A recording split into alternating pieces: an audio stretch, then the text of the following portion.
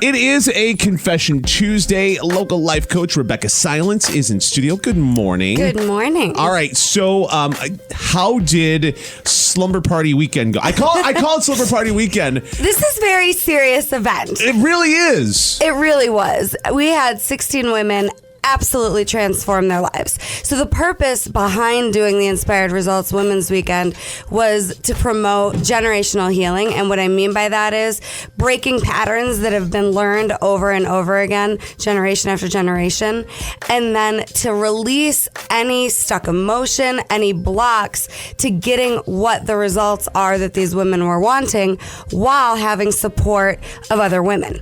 Right? Women who are supported, how powerful are they? And then so many women isolate and think they're alone and that nobody really understands their situation. And so then I broke this weekend down into 3 parts. So Friday night was all about creating the intention in your goal. And then Saturday, all about getting out of the way. Sunday was all about leadership, just taking on leadership of your life and getting your results. And these women have a toolkit in their back pockets to go create through anything. Now, when it comes to something like this, and you and I were talking, you prepared for XYZ, but you all of a sudden... Oh, everything I wrote, I might as well have thrown it in the lake. We were on the lake. We were on Lake Ontario. Yeah. This seminar grew itself. But that's the beautiful thing about this is because the women that were there, every seminar is going to be different depending upon the women that are a part of it because of their experiences, what they're willing to share, and all that stuff. So that's what makes it really cool because their experience is absolutely genuine and unique to that individual session. You know what I'm saying? Absolutely. Yeah. And it does grow itself based on what people are wanting and their individual stories. And then it's an unforgettable experience for everyone involved. These women will never forget that weekend. Absolutely awesome. Yeah, and we'll do more. Probably June. June will be the next Inspired Results Women's Weekend. InspiredResultsCoach.com if you want details on Rebecca, and she can come and talk to your group, your employment. If you're team building, she'll help you with that as well. And of course, how we work it here on a Confession Tuesday, you email us and just go to cnykiss.com, click on Confession Tuesday, tell us your story confidentially, and we'll handle it here on the air. I want to talk about getting catfished. We've talked about it on the air yesterday. Okay. It's super duper embarrassing for someone who obviously has been deceived and whatnot. What's a good way to get past getting catfished? Because it sucks. Quite honestly. So yeah. And so, what if whoever was getting catfished could just look at it as a gift? Because if at least now you figured out what happened, you can go back and look at what were the red flags that you missed.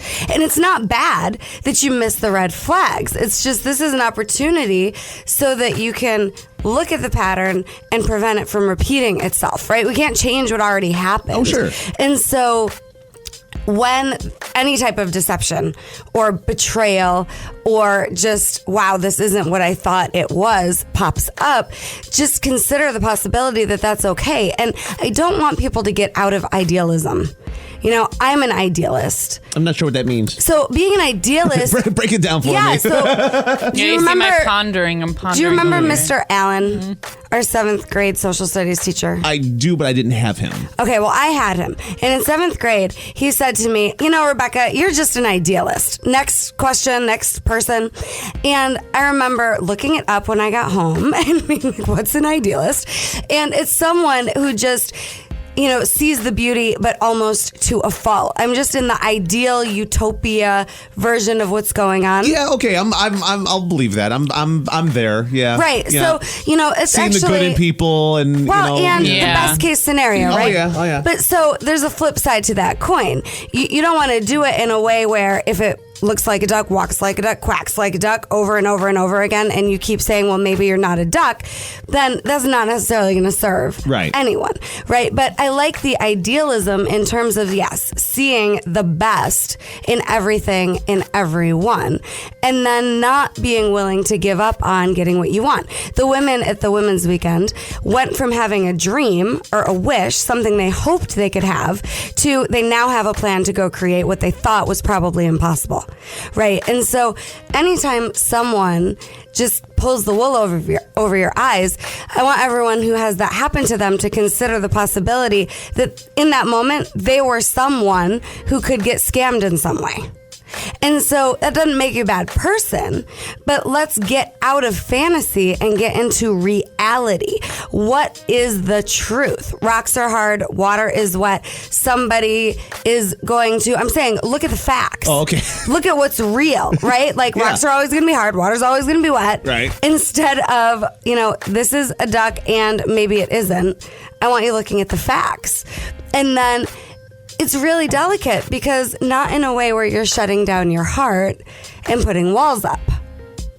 No, I've never done that. Right. Never. Right. So this is slippery. This is tricky. Don't look at me like that. I've never. Because I'm saying don't give up on possibility and what you want, and then don't put walls up either. So this is not easy to do.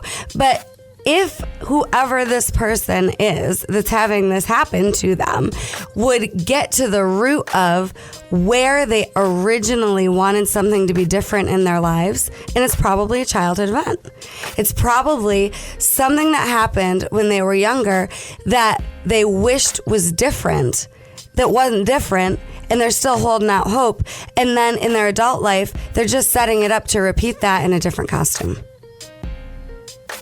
Are you talking about the person that got scammed or the scammer? I'm talking about the person that got scammed. And then what's interesting is the scammer, too, is probably in some lies from their childhood. No adult just does goofy things out of the blue. It all stems from... I've met some goofy adults. Yeah, I have too. I've been a goofy adult, right? I've been goofy with you, yeah. Yes, yeah, right. I just plain old right? am. So, I mean... a goofy adult. That's not There's the no problem. But see, here's the magic of the work I'm doing. We go back to the beginning. We go back to where the pattern started so that we can stop it.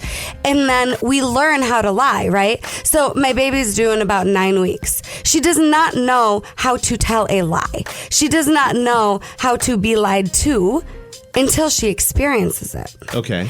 And then it's now in my radar is something that's possible that happens to me once I experience it. See what I mean? Right. So it's all learned behavior.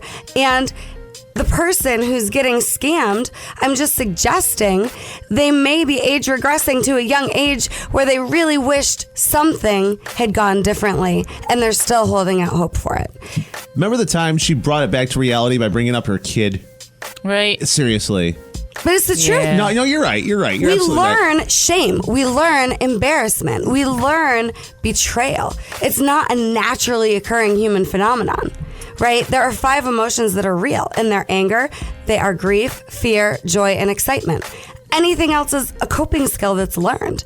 So what I would encourage, once this has happened, and if this has happened, stand up for yourself. Own that you deserve way better than this, and be willing to address any type of conflict head on instead of avoiding it and hoping it's not going to escalate. So homework for someone who has had this happen to them. Yeah, so I would encourage you to make a list of any time that you have felt either betrayed or scammed. What time is it?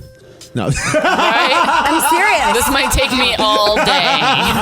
And then go back and try to figure out what's the first time I wanted something to be different than it was.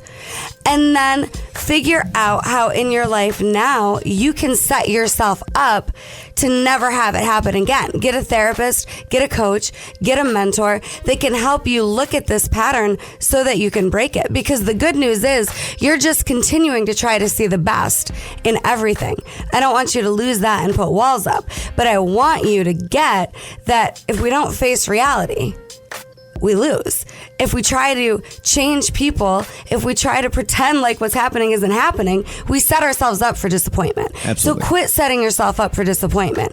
Look at the pattern and recognize it goes back way farther than you probably get. And then love yourself anyway. And no longer be willing to accept anything less than what you deserve. Local life coach Rebecca Silence, inspiredresultscoach.com.